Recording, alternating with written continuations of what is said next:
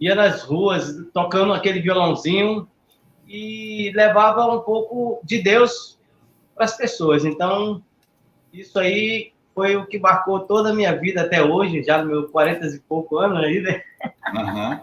4 ponto alguns, né? Aham. E realmente isso foi o que marcou toda a minha vida. Que bom, cara.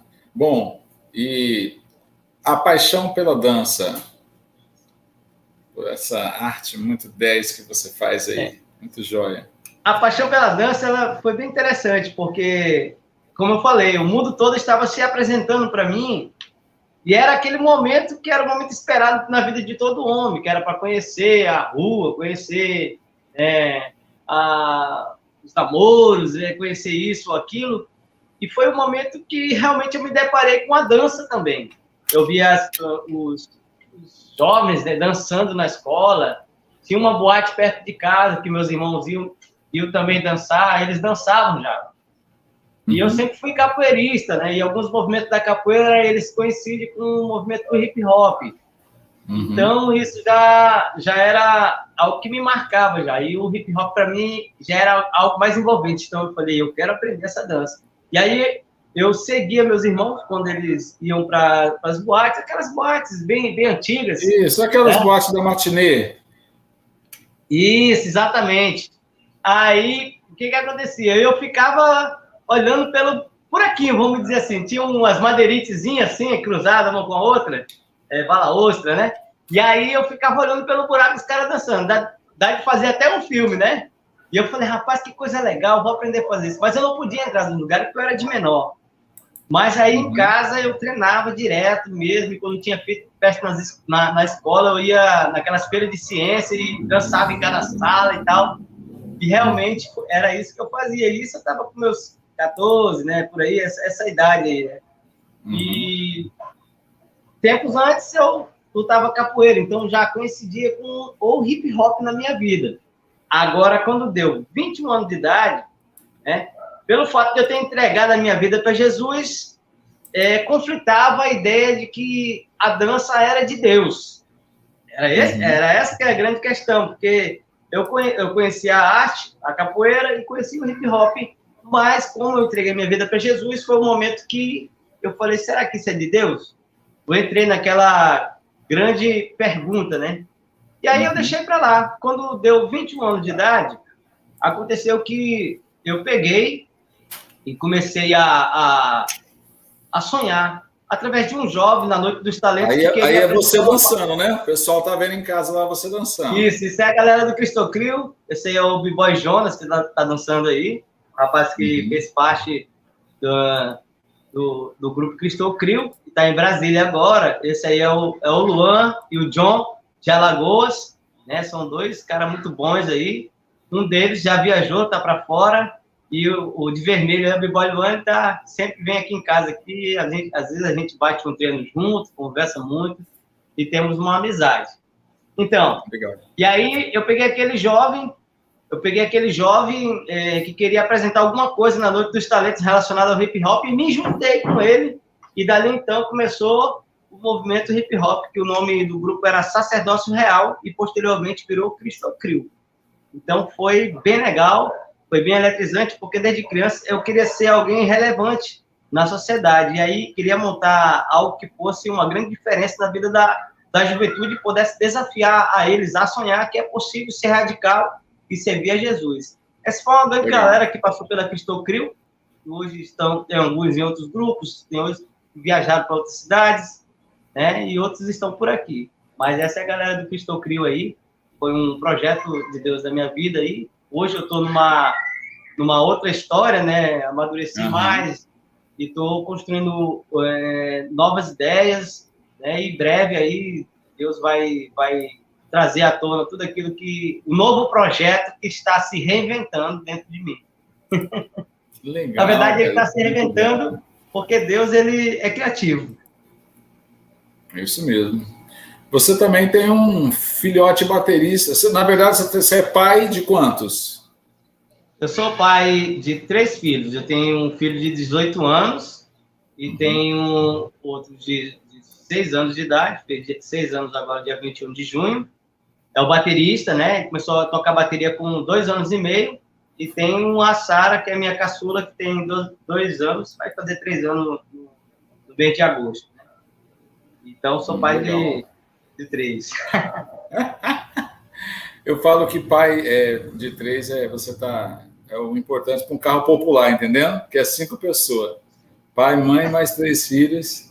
Aí a coisa fica resolvida. Que a coisa sempre fica melhor.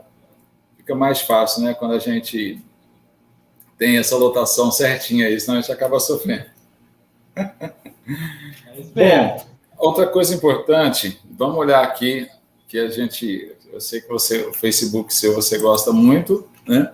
Mas não tem como você não olhar assim e falar assim, poxa, o cara já tem mais de 40 anos, mas tem uma energia, né? Uma energia muito boa mesmo. Estou vendo você dançando aí, entendeu? Isso, ó, Michael Jackson aí, ó. Michael Jackson Gospel. Olha lá, cara, é muito legal isso aí, né? Isso atrai os jovens adolescentes, né? Para uma palavra de Deus. Isso. Certo? Exatamente. Qual a maior experiência que você teve de conversão através desse projeto seu da dança? Para mim, a maior conversão... Tipo assim, a maior experiência de alguém que você conheceu, que você acompanhou, sei lá, uma coisa muito louca mesmo. Exato, uma coisa muito louca. É que dentro das pessoas que se aproximavam por causa da dança, a gente percebia que aquilo era a coisa mais importante da vida daquela pessoa, a dança. Uhum. E Deus, ele tinha colocado nas minhas mãos a dança para que essas pessoas se aproximassem de mim, para que eu levasse uma palavra de Deus. E aí todo mundo perguntava, mas todo mundo que era da Cristocrio naquele tempo não era cristão. Exatamente, é isso mesmo, porque Jesus não veio para os sãos, ele veio para os doentes. Então, cada pessoa que se aproximava da gente, que era de Porto Velho, ou que vinha de outro estado, eram pessoas que tinham grandes conflitos, né, interior, e relacionado às vezes até a Deus. Então, quando elas chegavam e via o nome Cristocrio, o que elas pensavam? Ué, Cristocrio, a dança? Aí, tipo assim, eu não gosto de Cristo, mas eu gosto da dança. Gosto da dança. Exatamente. Então, quando elas viam Cristocrio, que foi um grupo de grande destaque, aí elas imaginaram assim, Cristo não é tão chato assim, Cristo não é chato, né? Uhum. E aí, o que acontece? Aconteceu que essas pessoas, elas começaram a conviver com a gente, conviver com pessoas que realmente enfrentavam grandes conflitos, suas casas, suas famílias, e encontravam lá, às vezes no treino, uma palavra de Deus, que a gente sempre fazia uma oração no final ou no começo, ou às vezes não fazia oração, mas conversava sobre algo de Deus. E era isso que era importante naquele momento. E não estava na nossa mente, não estava no nosso raciocínio, o como que seria, porque tudo isso era novo, que foi o grande conflito que eu enfrentei, porque eu já gostava do hip hop, e somente com 21 anos de idade foi que eu decidi que ia existir um grupo de hip hop gospel, e por sinal, quando eu viajei para São Paulo, um rapaz da igreja Bola de Neve disse que Deus tinha me entregado o hip hop gospel em minhas mãos, e eu estava querendo ir buscar lá, olha só, em São Paulo, uma palavra, algo que motivasse a fazer. E o meu amigo lá falou assim, não, você é pioneiro nisso, Deus está te dando isso. Então, assim, a gente enfrentou todos os preconceitos possíveis que você possa imaginar. Porque você sabia que aquela vez que vocês vieram aqui, que deu um resultado fantástico, a gente teve que depois sentar com alguns irmãos e mostrar. Eu acho que todo pastor vai sofrer isso, né? Exato. Agora você imagina assim, isso tudo era novo para mim. E eu achava que em algum lugar eu ia ter um exemplo para como vencer. Não, o exemplo que Deus estava construindo era em mim. Aí eu falei, cara, que louco, tipo, eu não me... Assim, eu sempre fui um cara que louco, tipo, eu não me... Assim, eu sempre fui um cara que esperei muito de mim, mas eu não esperava tanto desse jeito. Aí é difícil mesmo. Mas eu acho que esse que é o diferencial. Quando a gente pega, independente do que as pessoas vão falar, independente do que vai acontecer, a gente foca, fala, Senhor, é o Senhor que está na frente desse negócio, a coisa vai dar certo. Porque é o Senhor que está na frente e não importa o que as pessoas falam. Porque é gostoso você fazer aquilo que você gosta, que você sente prazer e que você sente a presença de Deus. Exatamente. É isso mesmo. Né? Então, isso é que vai fazer a diferença para nós. Exatamente. Todas as vezes que a gente estava treinando, sabe? Todas as vezes que a gente ia fazer uma apresentação ou ia numa entrevista na TV, aí as pessoas diziam assim, a gente percebe que vocês têm uma energia um com o outro, vocês simplesmente não dançam, mas vocês parecem que estão interligados. Então, assim, meio que inconscientemente, mesmo alguns não sendo cristãos dentro do grupo, existia um poder dentro das nossas vidas que o próprio Deus estava se alegrando e agindo através da gente. Tipo, mesmo no grupo não sendo todo mundo cristão, a gente ia numa igreja e levava alegria.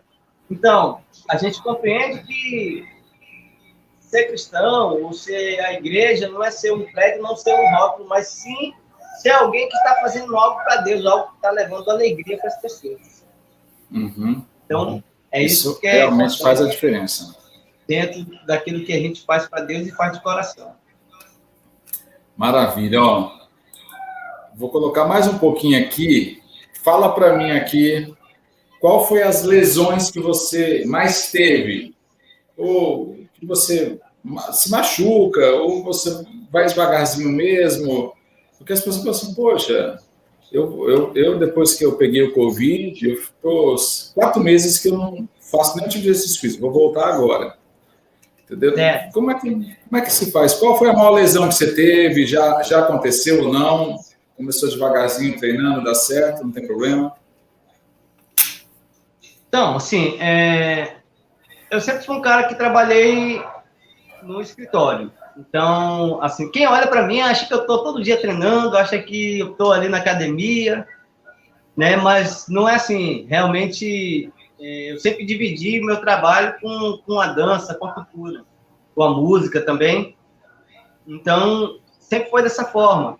E para mim sempre era muito difícil eu ir para algum lugar, viajar para apresentar, para ministrar alguma coisa, porque ao mesmo tempo que eu estava dançando, posteriormente eu sentia, às vezes, muita dor nas pernas, por eu não estar constantemente treinando e me exercitando. Porque, na maioria das vezes, eu estava 8 horas por dia sentado numa cadeira. Então, você imagina você sair dali para dançar. Então, sempre era com muito esforço para mim. Então, sempre era no limite para mim. E aí, em termos de lesão, não teve. Mas o que acontecia era que tinha determinados momentos que eu sentia muita dor nas pernas, ou por treinar, você distendia um músculo, um nervo, e aí acontecia isso, tinha que apresentar, e aí era com isso que a gente tinha que lidar. Mas a gente sempre fazia um alongamento, e aí depois ajeitava mais, e até mesmo prazer pela dança fazia com que sumisse a dor. Cara, não é fácil, não.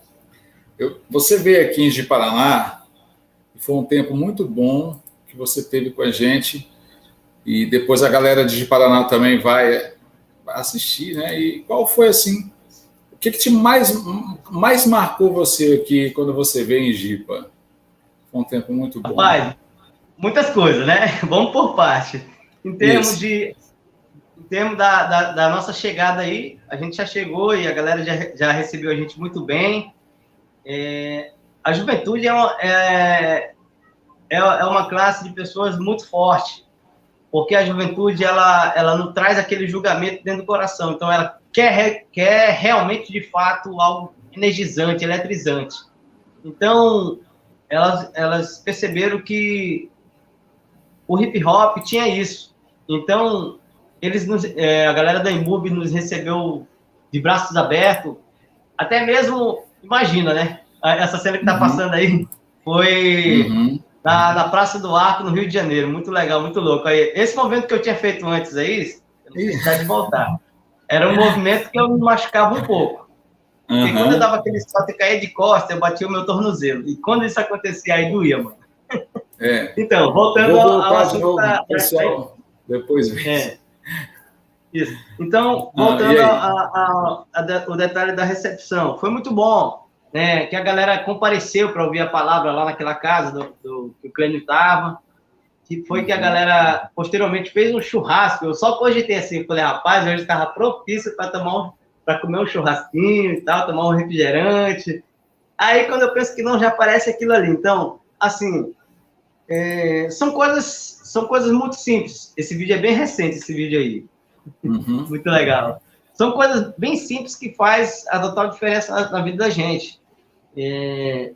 E outros momentos também, eu acho que o momento mais forte que houve foi quando, mesmo depois de a gente ter dançado, que é uma coisa totalmente diferente, né? Juntamente com a galera que a gente levou daqui, fez uma seleção de algumas pessoas, né?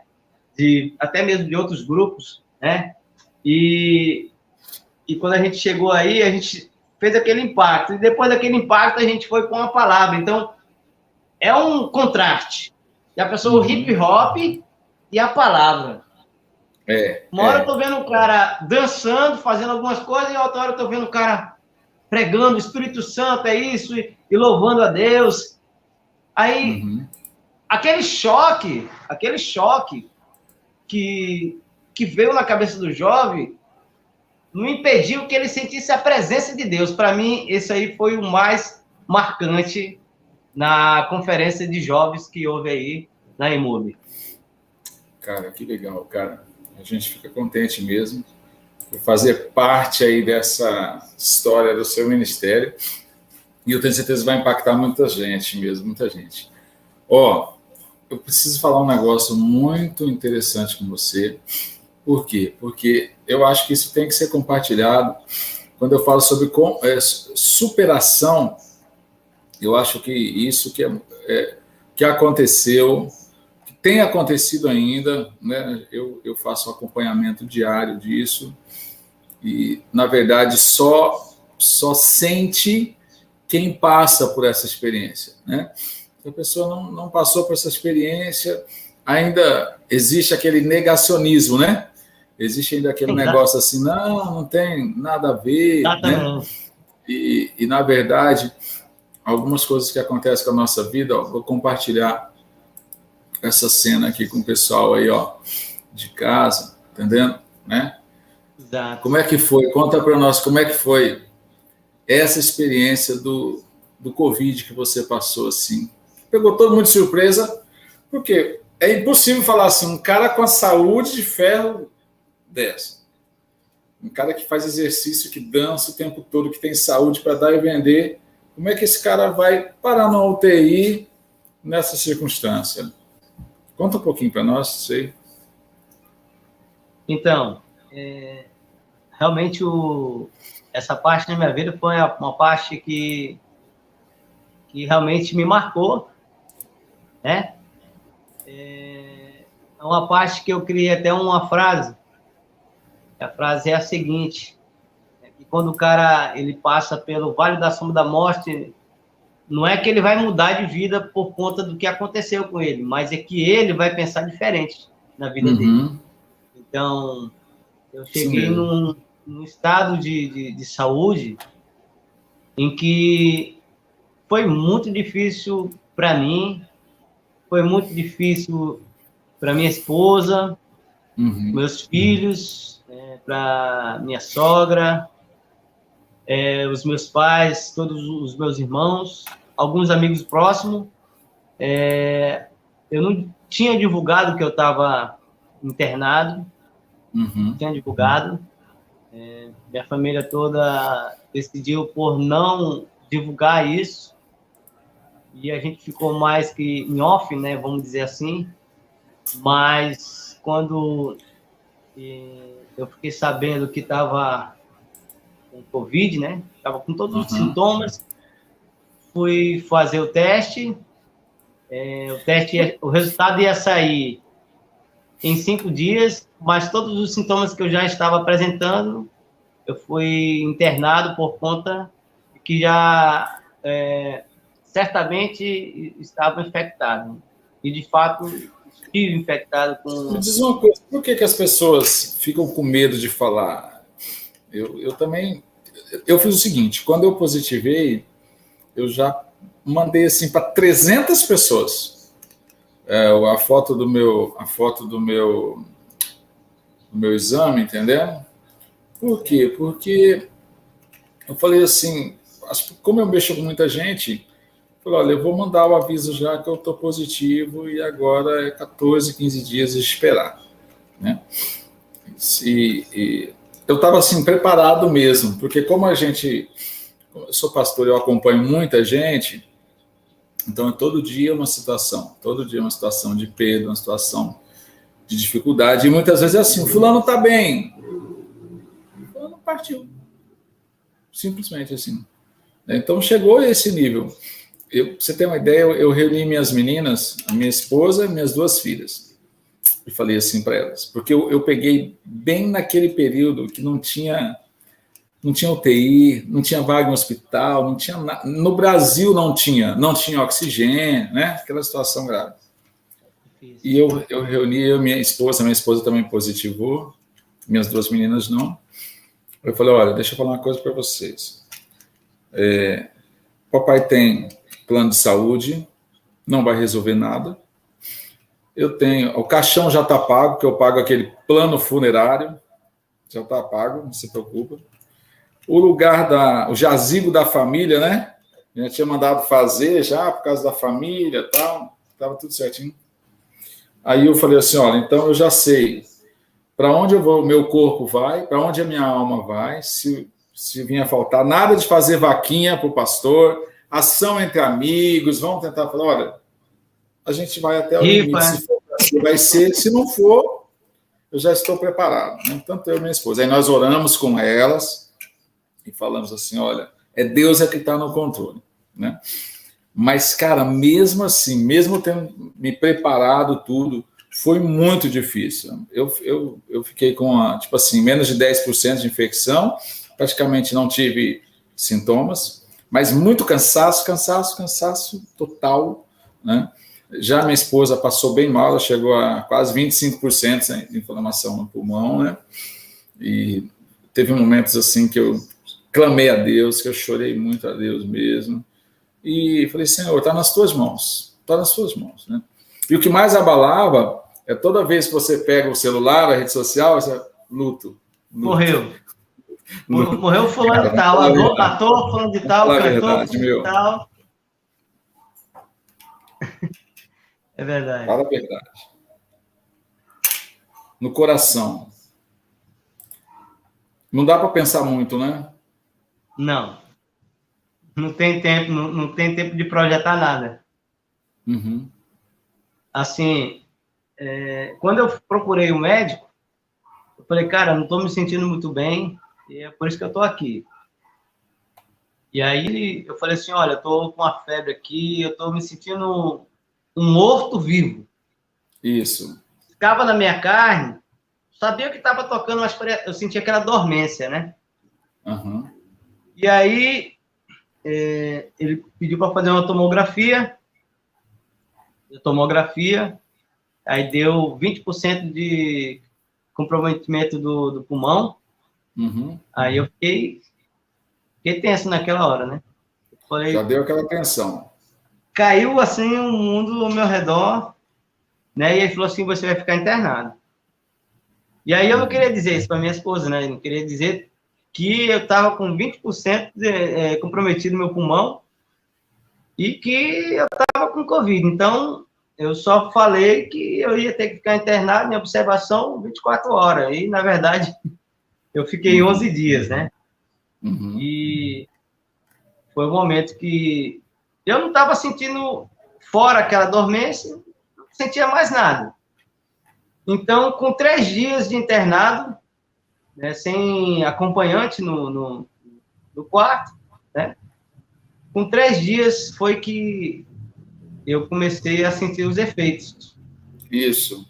E eu vou falar uma coisa, ó. Eu sempre imaginava quando algum amigo meu morria de Covid, ou as pessoas morriam de Covid, falava, por que é tanto essa doença que leva as pessoas? Eu, sei lá, eu quero saber como é que é isso aí. E realmente eu soube como é que funcionava. O Covid, ele abraça a pessoa, ele é a morte abraçando a vida do ser humano. E eu vou dizer uma coisa, o Covid você não vence ele sozinho, não. Cara, isso é fácil. Isso é fato, meu. O Covid, você vence ele com a ajuda da tua família.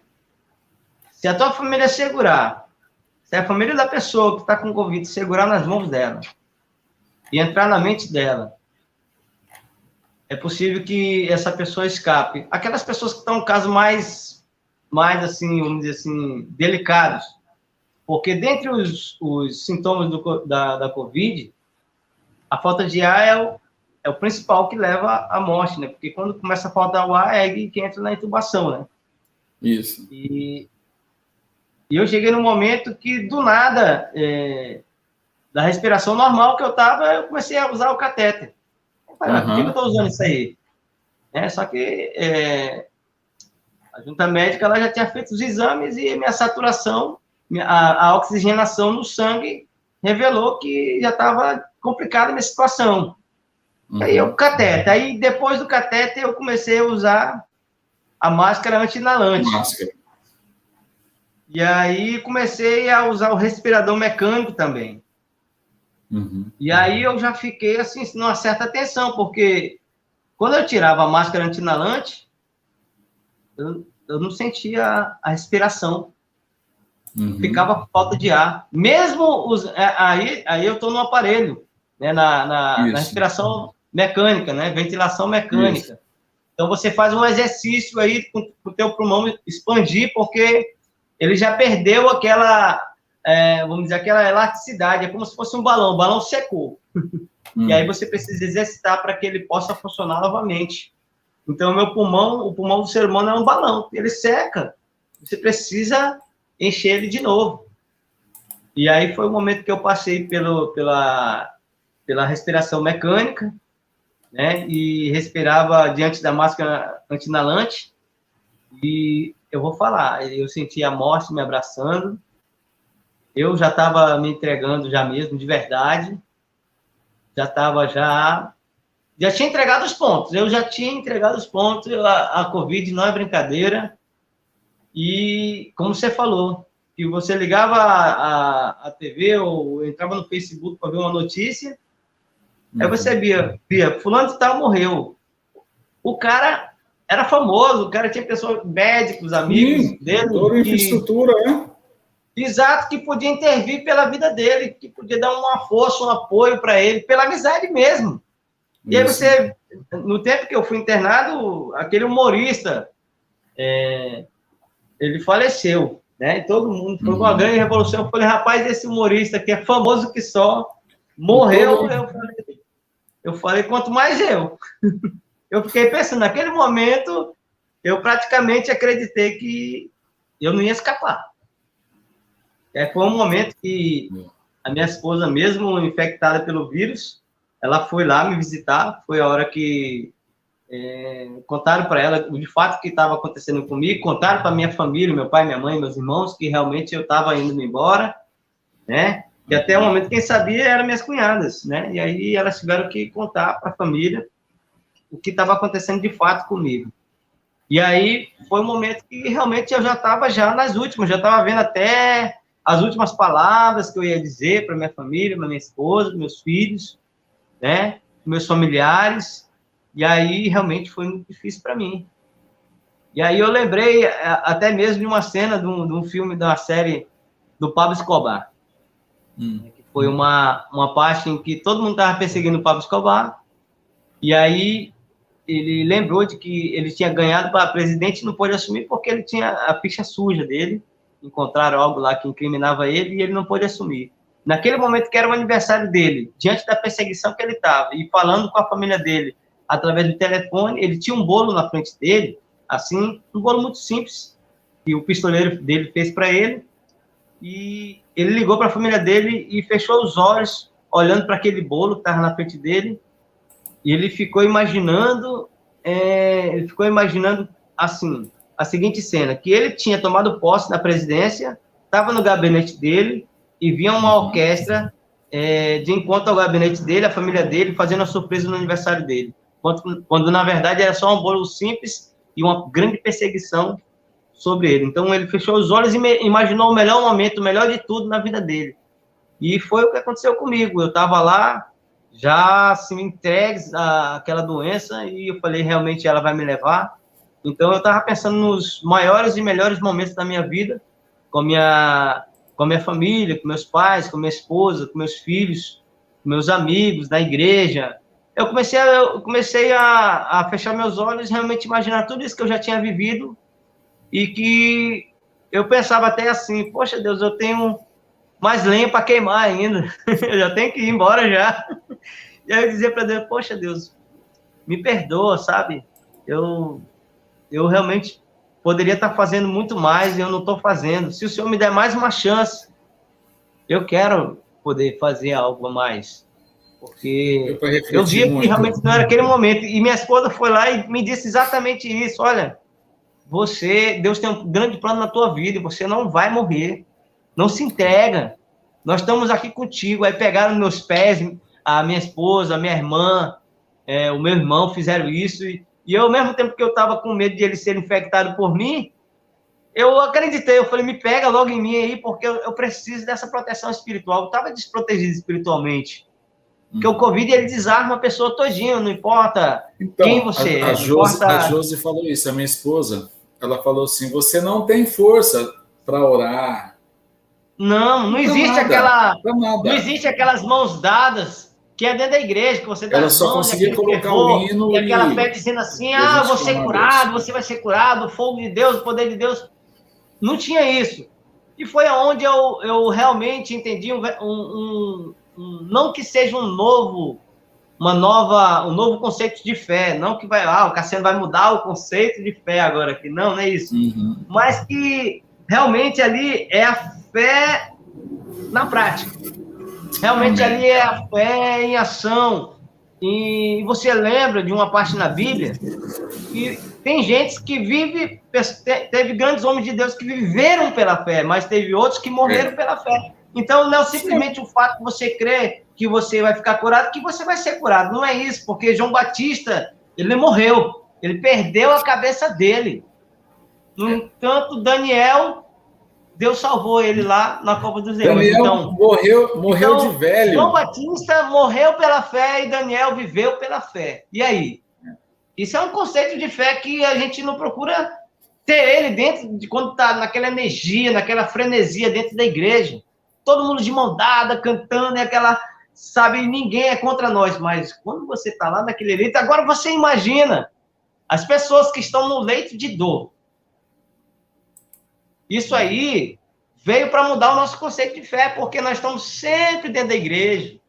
Dentro da igreja, cantando e orando, aqui está uma bênção, aí posta lá a célula, posta lá as fotinhas de encontro de casal, encontro disso, encontro daquilo. E, na verdade, a gente fica só se enganando, porque as verdadeiras pessoas que precisam de uma palavra, elas estão lá no hospital, elas estão morrendo. Para você ter uma ideia, eu tiro meu chapéu, sabe para quem? Com o Valdemiro. Eu tiro meu chapéu para a Igreja Mundial, para a Igreja Universal, para aquelas igrejas que estão simplesmente em oração e estão dizendo ali para o doente, você vai se levantar, Deus vai tocar em você, toma esse copo com água. Foi o que aconteceu comigo. Tinha um rapaz, um pastor, aqui em Porto Velho, da Igreja Mundial, localizado na 7 de setembro, no antigo prédio da Metodista Wesleyana, que ele estava dando um frasco de água mineral e eu só assistindo aquilo ali, né? Quase que eu dizia assim, mano, pega lá um frasco dessa água, desse homem para mim, porque eu preciso de algo de fé na minha vida. Aí minha irmã pegou, ela parece que leu meus pensamentos, ela falou assim, não, ela imaginou, né? Eu não vou lá pegar essa água, mas eu vou pegar a água que está aqui dentro desse apartamento e vou seguir a oração desse pastor e você vai tomar. E foi isso que ela fez para mim. Então, amém, cara. Você imagina, às vezes, ali você tem tem um novo conceito de ser cristão, um novo conceito de fé, e que realmente nós não estamos aplicando a fé em meio para os necessitados, para os doentes, para as viúvas, para os órfãos, para nenhuma dessas pessoas. Porque ali é você quem está. Ali você é pastor, ali você era um ministrante que ministrava em lugares bonitos, com luzes, com holofote, com isso, com aquilo, e fala bonito, e aquilo tudo. Mas ali é verdadeiro, sabe, sentido de a gente saber como o cristão deve agir. Uhum. Então, realmente, eu ouvia cada palavra assim naqueles canais cristãos e eu começava a chorar. Porque eu até entreguei minha vida para Jesus lá dentro de novo. Teve tanta eu ouvi gente o cara dizer, entrega a tua vida para Jesus. Choro, Jesus te ama. Eu falei, cara, Jesus, ele me ama. Sabe, eu fui impactado pelo que os pastores diziam na TV. Então, foi um momento que dizia assim, olha, Jesus, ele não quer simplesmente que ele seja o seu Deus. Mas Jesus, ele quer ser teu amigo. Falei, caraca, se Jesus pudesse ser meu amigo agora, que eu vou ser curado, ou pelo menos eu não vou estar só. E aí era quando eu via, através de cada um desses colaboradores aí do Hospital Prontocortes, eu via cada um deles, sabe, assim, enfermeiros, estagiários, médicos, eu via através da vida de cada um, das pessoas que, os serviços gerais que arrumavam ali, que arrumava o quarto, né, que limpava o banheiro, que fazia as refeições, eu via através de cada um a mão de Deus, o amor deles, cada palavra, cada gesto que foram me impactando a minha vida. E aí eu ficava assim, pensando, eu falei, são coisas pequenas que fazem a diferença. E eu começava a chorar, sabe, assim, e quando você tá com Covid, a lágrima arde, mano. E você, às vezes, não pode nem se entregar ao choro, porque a tua imunidade baixa muito. Então, nem chorar, força, tu não pode rir, tu não pode chorar, mas aí tu tem que vencer algo no silêncio, entendeu? E realmente tudo isso me impactou. O carinho da minha família, o carinho de alguns amigos que a gente avisou. Porque, infelizmente, muitas pessoas vão entender isso que eu estou falando. Dificilmente uma pessoa que você posta no Facebook que está infectado, que está com Covid, dificilmente alguém que posta sobre uma pessoa que está precisando de oração, dificilmente ela vive, ela morre. É muita negatividade. As pessoas, elas olham assim, diante da postagem, elas falam assim, Deus no controle. Mas com a pessoa que está do lado, ela fala bem assim, se for entubado, já era. Isso já era. Entendeu? Então, esse foi o motivo que eu não postei, né? Assim, não quis postar, minha família não quis postar, porque realmente não é fácil. A gente luta contra o inimigo, mas o inimigo se manifesta através das pessoas. Então, muitas pessoas vão entender o que eu estou dizendo. Então, é melhor que você peça ajuda a alguns pastores, alguns irmãos, alguns amigos, e eles vão sabe, dar uma força para você. Se você estiver internado num hospital particular, use todos os artifícios para que você possa ser mantido vivo. Toma mastruz, toma limão com mel, toma, sabe, água de coco, se reidrata. Mas, sabe, ali vale tudo, sabe? Vale tudo mesmo, porque para vencer o Covid, além de Deus, você precisa dos homens. Eu sempre digo que o milagre é feito através dos homens. Você pode pedir a Deus, mas o milagre vai vir através dos homens. Cara, então... e essa cena é uma cena interessante. Vou mostrar aqui para o pessoal de casa. E você acabou fazendo os exercícios aí. Você tinha que fazer, né, exercício. Eu vou contar a história do exercício também. Vou dizer o que aconteceu. Olha aí, o pessoal vê em casa lá, vamos ver se o pessoal começa a ver. Isso. Tipo uma bike e tal, né? Isso. Tinha que fazer mesmo, era bom isso. Olha lá. Olha, isso. O que aconteceu ali? Deus, ele me deu uma arma que, assim, eu digo que veio muito em meu favor. Né, que você até disse, como ele sendo atleta, aconteceu isso com ele. O que aconteceu? O que me atingiu mais é que eu tinha um problema respiratório relacionado a uma tosse alérgica. Então, o meu pulmão, ele reagiu de uma forma diferente por conta disso, dessa tosse alérgica. Esse momento aí eu já estava muito bom. Eu já estava muito bom.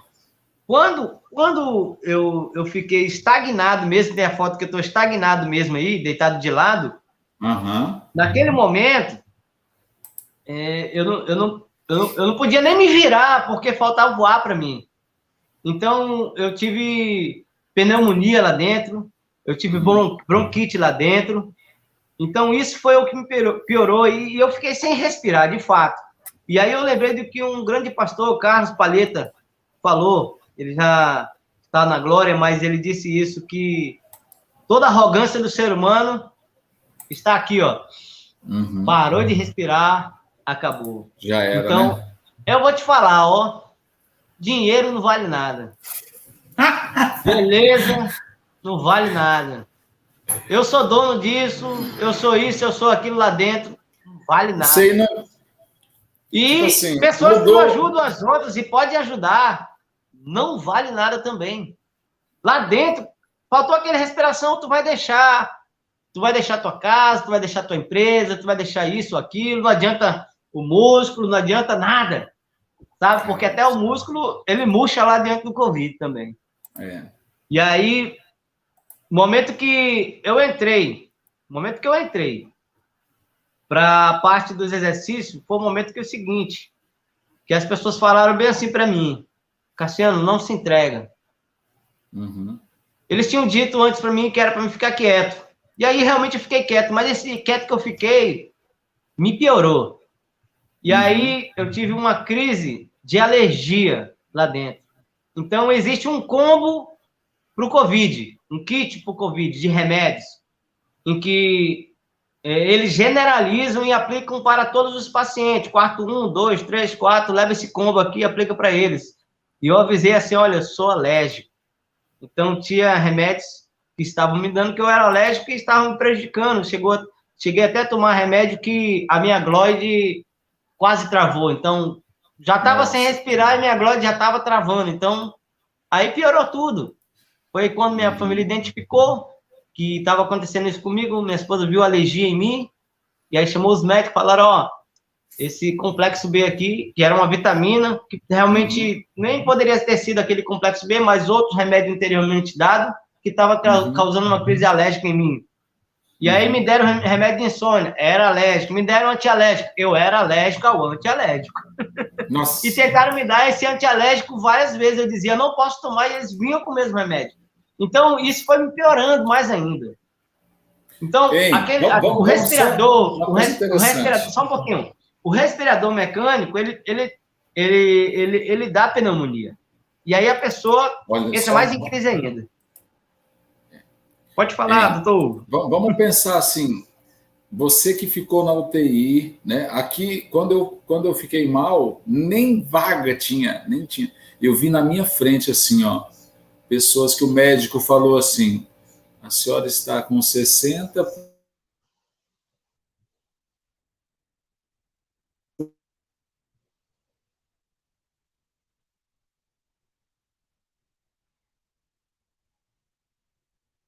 Por cento do seu pulmão comprometido. Sim, exato. Aí ele falou assim, mas a senhora vai para casa, vou dar um remédio. Só vai ficar o que está com 80%.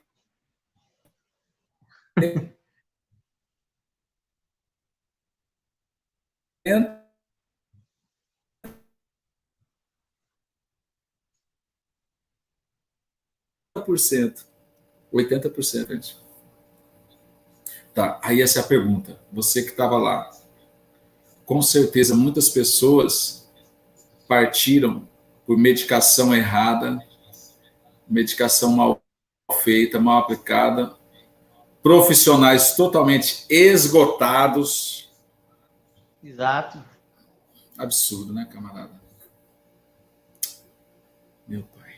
Tem uma outra situação que também é um grande, vamos dizer assim, uma grande ação em potencial a a não recuperação da pessoa, alergia, e às vezes também o soro, a agulha do soro, ela não tá na veia, não está no lugar certo. E ela começa a causar flebite na pessoa. E a pessoa não consegue receber o medicamento. Então, passei por isso, por essa situação, o braço estava doendo, e foi um momento em que eu chamava os profissionais e perguntava, olha só, isso está acontecendo. Né? Você tocou no assunto sobre... Inexperiência médica. Exatamente. Você tocou no assunto aí sobre UTI. Eu não cheguei a ir para a UTI.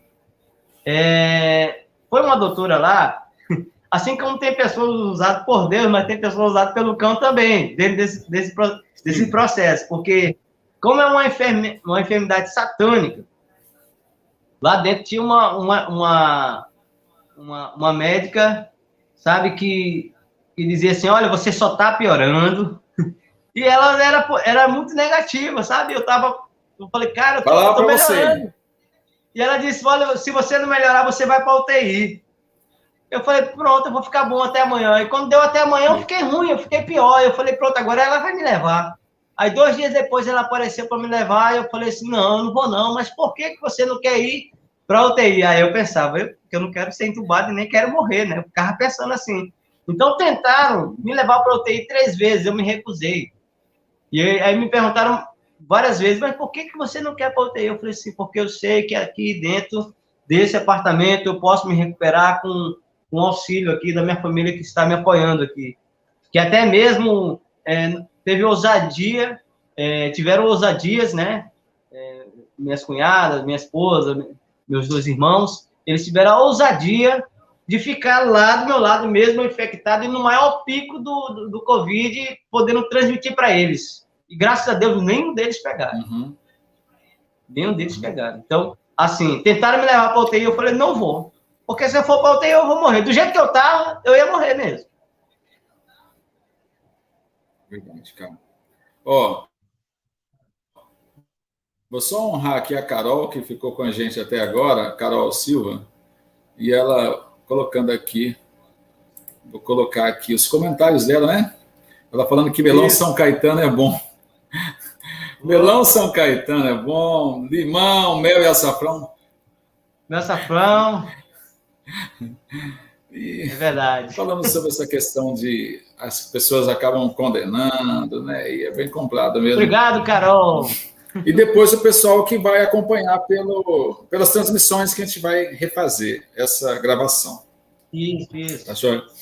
Ó, deixa eu falar contigo agora de coisa boa, coisa maravilhosa. Essa foi uma vitória, né?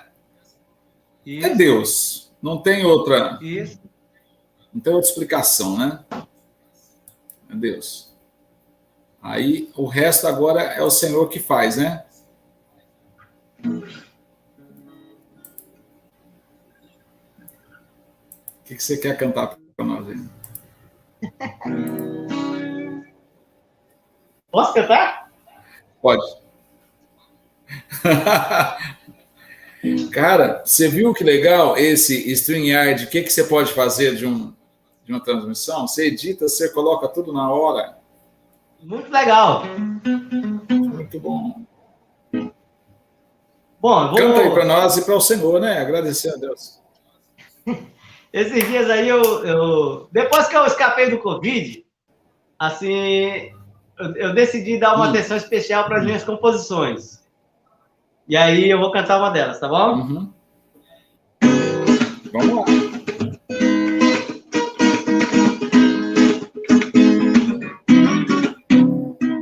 Eu vivo para Jesus, Ele é minha luz, a minha salvação. Não vivo sem você, Tu és meu bem maior. Já não estou mais só, com alegria em meu ser. Só tenho a agradecer. Vivo para Jesus. Vivo para Jesus. Vivo para Jesus. Vivo para Jesus. Quando vem tribulação sobre meu ser, me aflijo, não tenho que temer. Tua morte trouxe vida lá na cruz. Em vitória o Senhor sempre me conduz. Vivo, vivo pra Jesus, eu vivo. Eu vivo pra Jesus, vivo pra Jesus, vivo. Eu vivo pra Jesus. Enxugue suas lágrimas e volte a sorrir. Alguém morreu na cruz e não quer te ver assim. Tudo que ele fez, ninguém jamais pode fazer. Porque por sacrifício vivo o dia que ele ama você. Pegue sua vida nas mãos do Salvador, então tu verás Jesus em teu viver. Pegue sua vida nas mãos do Salvador, então tu verás que Jesus em teu viver. Eu vivo pra Jesus, vivo. Eu vivo pra Jesus. Maravilha! Muito bom, cara, muito bom mesmo. Hein, você é envolvido numa igreja, trabalha com jovens, mas qual é a sua profissão? Você trabalha o que em Porto Velho? Eu sou contador. A minha vida é um grande contraste. Você é contador. Você é um herói. Sou contador. Isso. Eu sou contador. Comecei como então, você tem uma empresa? Você tem uma empresa ou você trabalha numa empresa? Eu trabalho numa empresa e também tenho uma empresa virtual. Uma empresa de contabilidade virtual. Por exemplo, o cara precisa de um atendimento contábil, eu faço esse atendimento para ele. De repente ele encontra algum problema no CNPJ da empresa dele, ou ele quer mudar o contrato social da empresa dele, quer fazer uma alteração na empresa dele, eu faço essas alterações. Ele quer uma contabilidade para a empresa dele, eu também faço também uma contabilidade, ajusto a questão de balanço, balancete, livro razão. Eu faço isso aí, tenho uma parceria com uma empresa de Cuiabá e posso trazer esse atendimento para a pessoa. Mas fora isso, eu trabalho numa empresa, que eu já faço tudo isso. Legal. Faço também declaração de imposto de renda, no tempo do Leão, né?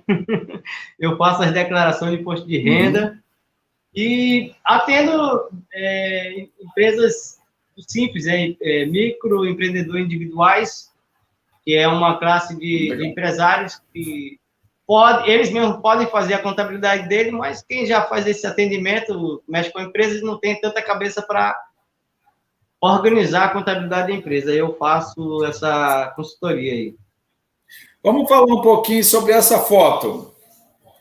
O que você fala dessa foto aí? Essa foto foi muito legal, porque esse rapaz que está à frente aí, o apelido dele é Soró. Meu amigo Soró trabalha comigo na empresa, e ele me fez um convite, logo pós-Covid, eu fazendo fisioterapia e treinando a dança um pouco. Ele me fez um convite se eu não queria jogar futebol com ele, e realmente foi um grande desafio, porque eu falei, como é que eu vou jogar agora? Eu não sei nem como é que tá a minha saúde. E aí eu fui lá nesse dia e joguei. Não sou muito bom de futebol. Eu corro muito, mas não sou muito bom. E nesse dia eu fiz um gol. E aí eu falei, não ser tão bom em alguma coisa, né? Em futebol, então. E aí, realmente, eu sou uma graça jogando, né? Você assistindo e rindo de mim. E faço gol. O pior de tudo vamos dizer assim, o grande contraste aí dentro é que eu consigo fazer gol ainda. E aí eu falei, cara, vamos fazer uma foto para registrar, porque para mim é importante esse momento. E de você poder estar jogando bola, já estar respirando, já era bom. Depois que quem pegou Covid e escapou, já está respirando, já era uma grande coisa. E jogando um futebol era um grande milagre. E é isso aí. Na verdade, é isso que vai fazer a diferença, né? A partir de agora, você vai viver cada dia vai ser diferente, né? Na verdade, a gente está fazendo de tudo um pouco aqui em casa. A minha esposa, ela acorda cedo para andar de bicicleta e logo mais, quando ela chega, eu pego a bicicleta e vou trabalhar na parte da manhã, vou de bicicleta. E dia de terça e quinta eu faço fisioterapia. Essa aí é a minha esposa, essa linda mulher. Ela está assistindo aí, um canto aí, está ouvindo lá de trás da porta. E aí a gente mudou a questão da alimentação da gente, né? E cortamos o refrigerante, né?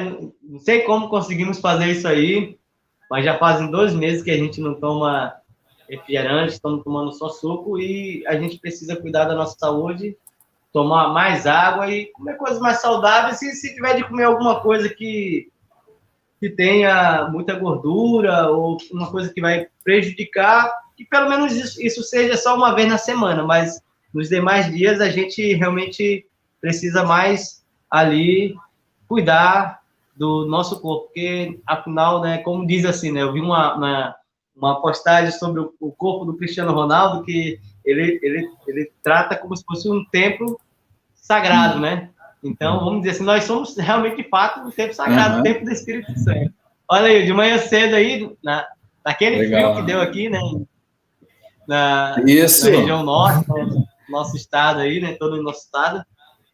E aí, de manhã cedo, eu Você de já bike. andando de bike mesmo.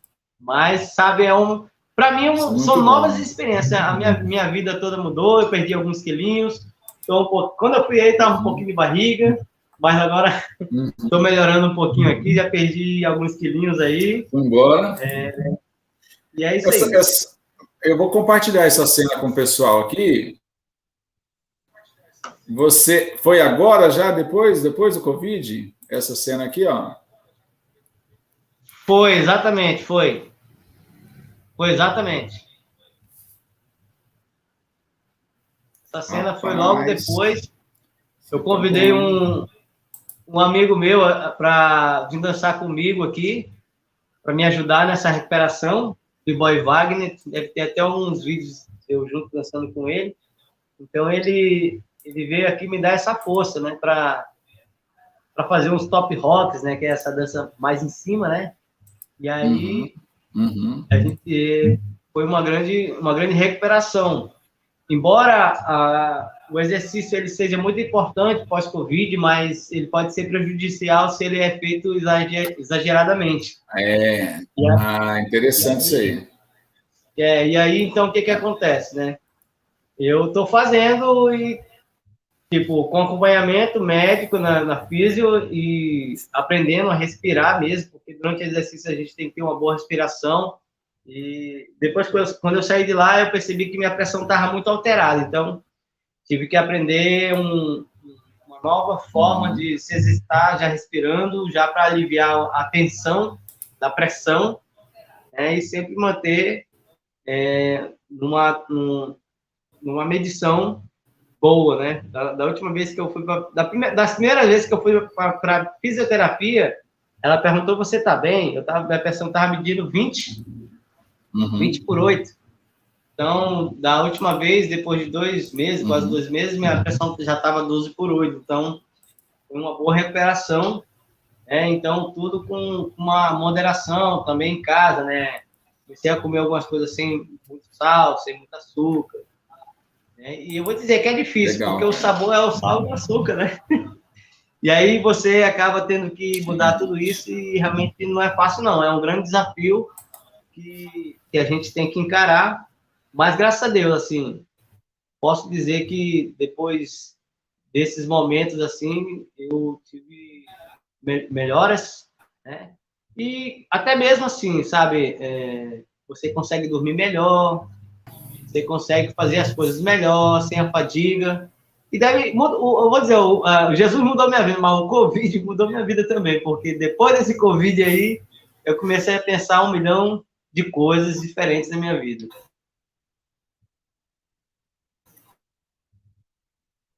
Grande pastor Josias.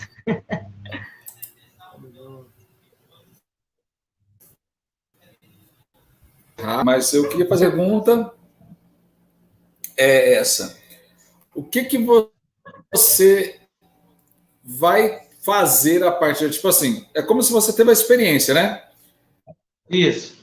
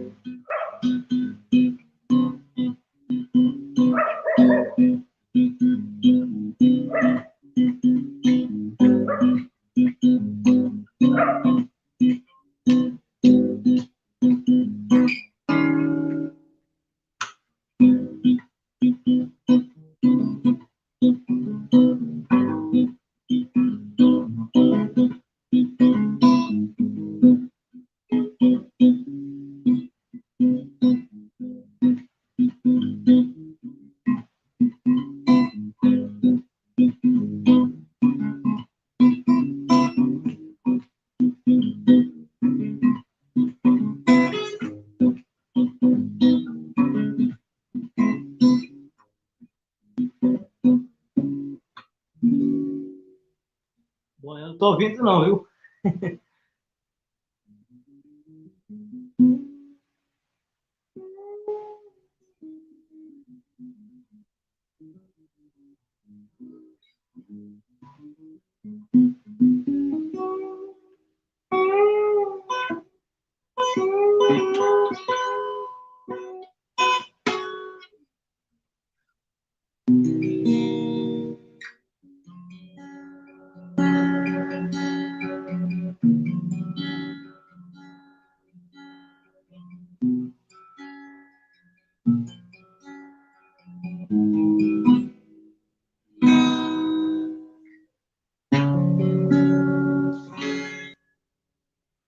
Nada é igual ao seu redor, tudo se faz no seu olhar, todo o universo se formou no seu falar.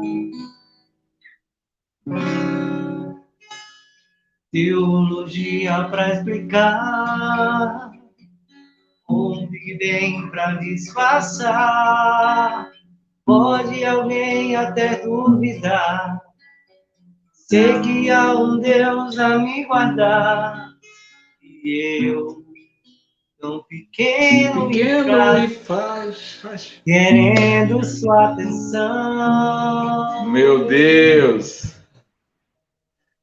No silêncio encontro resposta e certidão. Maravilha, hein? Dono de toda ciência, sabedoria e poder, Dá-me da água da fonte da vida. Antes que o ar já houvesse, ele já era Deus, se revelou ao seu.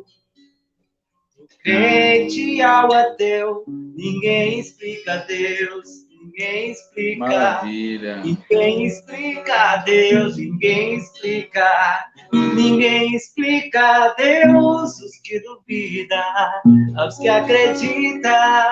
Ninguém explica, ninguém explica Deus. Cara, ninguém explica Deus. Bom, a pergunta que eu fiz, e o sistema travou, que eu estou com 4 sistemas ao mesmo tempo. Hein, eu falei, dessa vez eu não caio nessa. Ó, um celular, 2 celulares aqui. Certo. Tem mais. Tem uma aqui, tem outra aqui em cima, aqui, ó. Tem a câmera que está travada aqui. Tem microfone, de tudo que você imaginar aqui. Eu falei, não vou cair nessa, não vou cair nessa. Como que fala? Tem aquela frase lá que o prevenido, né? Você vai sofrer, mas você sofre menos, né? Então, verdade. Iniciando aqui o IRD. Ó, nós falamos sobre o seu chamado, nós falamos sobre a grande vitória que você teve esse ano, nós falamos sobre o que você quer fazer a partir de agora em saúde, mas vamos fechar família, seus filhos. Família, filho, o que é para você tudo isso? Cara, assim, depois de ter enfrentado essa grande batalha, a família já tinha mudado, assim, a questão de eu agir dentro da minha casa, né? Eu sempre digo assim, que os artistas, essas pessoas, grandes atletas, grandes jogadores de futebol, cantores, toda essa galera, elas são felizes, vamos dizer assim, na carreira dela, mas na maioria das vezes elas não são felizes como família, porque quando você dá muita atenção para uma coisa, falta em outro lugar essa atenção. Então, eu já tinha mudado a forma de agir relacionado a dar uma atenção para a minha casa, para a minha família, mas depois de lá eu vi que isso seria mais forte depois de ter recebido essa chance. Porque Jesus, ele disse bem assim, Pai, dos que tu me destes, eu cuidei e nenhum deles se perdeu, exceto o filho da perdição, que já estava escrito que ele se perderia. Então, Jesus, a maior missão dele era justamente com aqueles que o Pai deu para ele.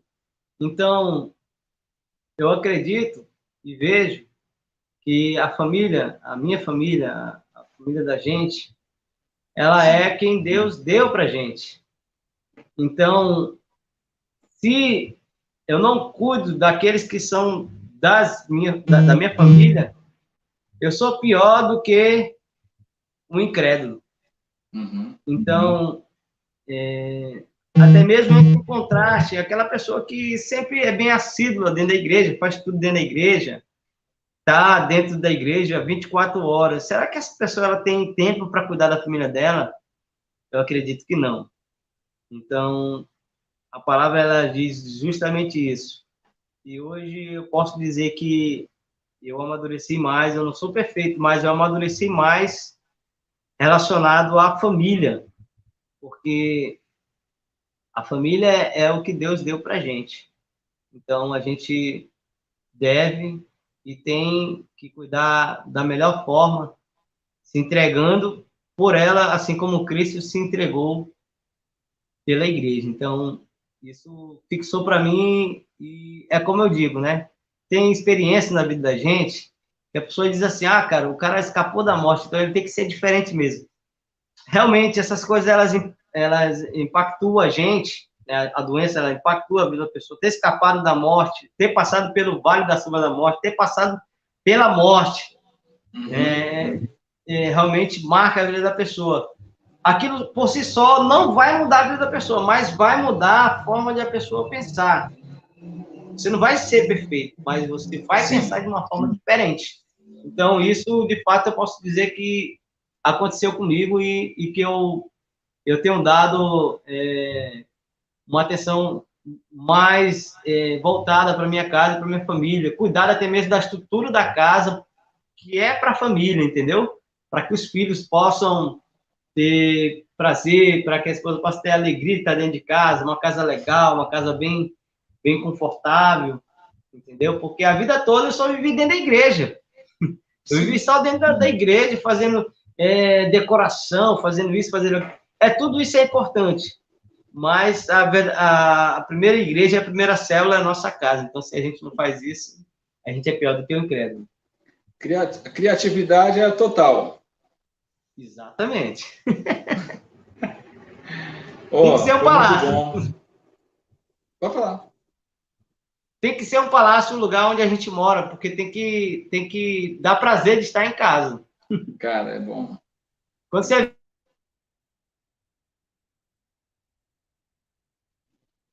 Travou.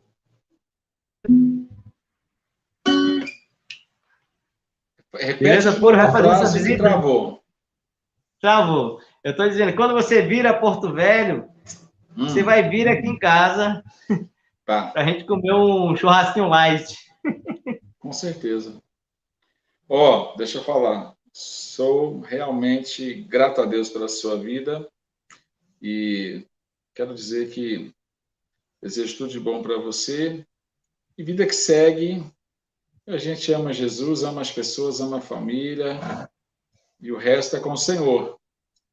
É verdade. Acredite nos seus sonhos, não desanime, não desista, que a Bíblia fala, né? Que os propósitos de Deus, os planos dele são muito mais além daquilo que a gente pede ou pensa, né? E o resto é com o Senhor. Agora, deixa eu falar um negócio legal sobre a questão de morte, só porque ficou nesse contexto aí, e eu vou conversar com as pessoas também, mas eu nunca esqueço de um amigo meu que ele teve câncer e ele falava para mim que as 50 pessoas que estavam na mesma quarto com ele, na mesma ala, todos morreram. Todos. E ele foi curado realmente, não tenho, há muitos anos. Deus deu todos os milagres improváveis e aconteceu, né? Ele tirou sem nenhuma sequela, a igreja orando, foi maravilha. Mas eu falava para ele o seguinte, falava, ó, quando Deus tem um plano na nossa vida, nem a morte impede esse plano de acontecer. E aí eu contei, por exemplo, você já imaginou o apóstolo Paulo, que morreu há 2000 anos atrás? Esse homem continua ganhando almas para Cristo até hoje. Lembra aquela menininha que tem um vídeo que tem milhões de views? A menina Andressa, lembra? Ela reservava apenas 1 hora por dia. Um dia ela estava no asilo, um dia ela estava na rádio, um dia ela estava no grupo da célula. Ela chegou a batizar mais de 100 pessoas com 12 anos de idade.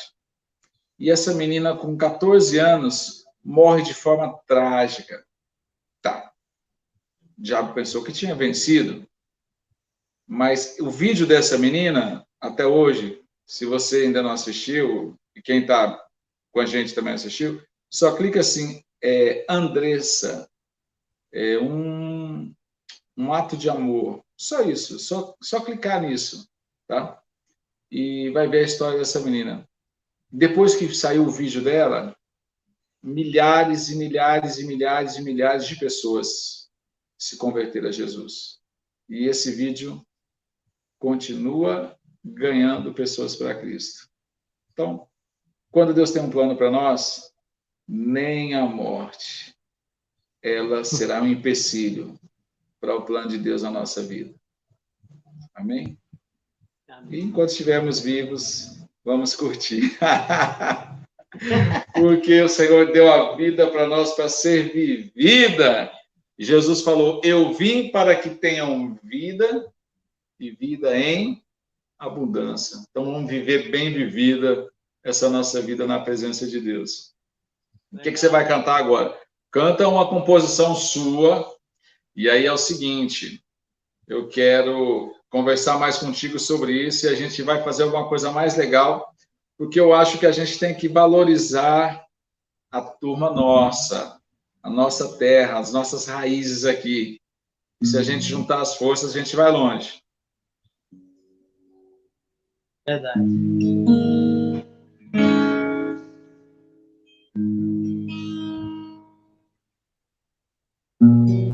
Mente vazia, noite sombria,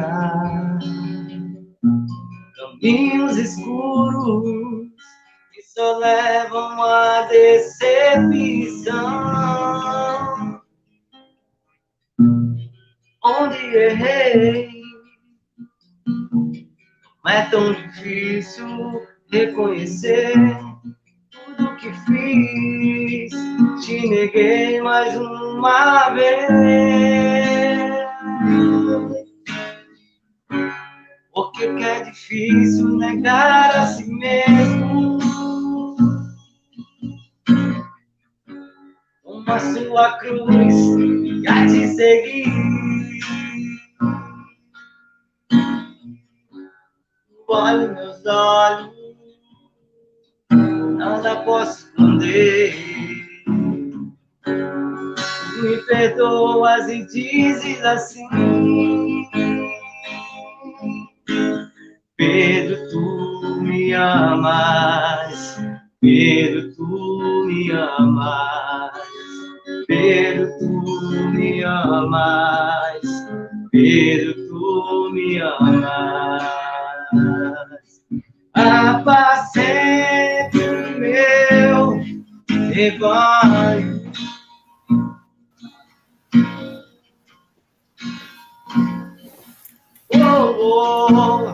Mente vazia, noite sombria, caminhos escuros que só levam à decepção. Onde errei, não é tão difícil reconhecer. Tudo que fiz, te neguei mais uma difícil negar a mim mesmo. Toma minha cruz e a te seguir. Olha os olhos, nada posso entender. Tu me perdoas e dizes assim: Pedro, tu me amas. Pedro, tu me amas. Pedro, tu me amas. Aleluia! Me amas, Pedro, tu me amas, Pedro, tu me amas.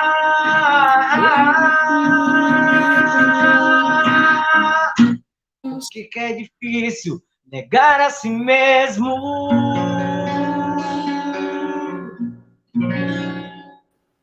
Rapaz, se algum dia eu tiver a oportunidade de gravar as músicas, eu vou fazer isso com muito prazer.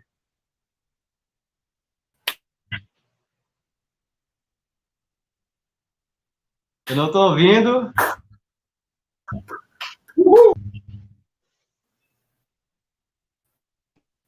Oi, ó, você vai gravar. Oi, ó, você vai gravar. Aguarde. Um abraço. Obrigado. Um abraço. Obrigado. Que Deus te abençoe ricamente. Tá bom? Que Deus te abençoe. Valeu, a galera que compartilha com a gente. E a galera que compartilha com a gente. Vamos compartilhar com alguém. Ó, deixa eu só honrar aqui, ó, a minha digníssima, né? Olha lá, vou colocar ela aqui. Pastora Josiane Galego Oliveira. Pastora Josiane Galego Oliveira. Tá jóia? Tá jóia? Muito bem. Saiu da reunião. Um abraço, Josiane Galego. Logo ela vai ter os podcasts dela. Logo ela vai ter os podcasts dela aqui também, vai ser muito bom. Muito bem. Um abraço, fica com Deus. Um abraço, fica com Deus. Muito obrigado aí. Até a próxima. Pastor Josias, aí pela oportunidade. Eu quero mandar um abraço a toda a juventude, a toda a igreja em MUB aí. E que num breve momento, em tempo, a gente esteja de volta aí para poder compartilhar junto de tudo aquilo que Deus nos proporcionou. E estamos juntos aí. Se precisar, estamos aqui, viu? Tá bom. Valeu. Eu sempre acompanho as lives de vocês aí, viu? Maravilha, obrigado. Estamos somando junto a cada dia, tá? Tudo bem. Um abração, que o Senhor seja contigo e faça resplandecer a luz dele sobre ti a cada dia. Um abraço. Muito bem, Estevam, muito obrigado aí, viu? Pela oportunidade. Graça e paz. Paz. Valeu. Tamo junto. Tamo junto.